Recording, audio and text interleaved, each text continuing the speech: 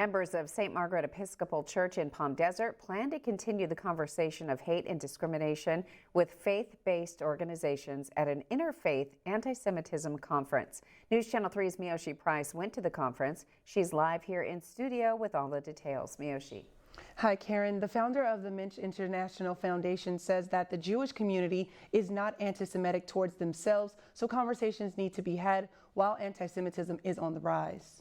As people of faith, as just members of the human race, whenever one of us or a select group of us are discriminated against, or when there's violence perpetrated against one group, it really is perpetrated against all of humanity. Father Andrew Butler worked with the leadership of Mensch International Foundation to start a conversation between people of different faiths to talk about anti-Semitism.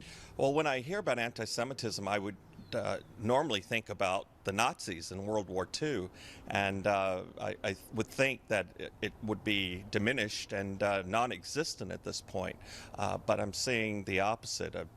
Anti-Semitism is alive and well. Deacon Jesus Mercado spoke about love no matter the religion or race. He says in Mexico, where he grew up, it was rare to see hate against Jewish people. It's letting know, like in my parish, let the parishioners know that we need to embrace one another.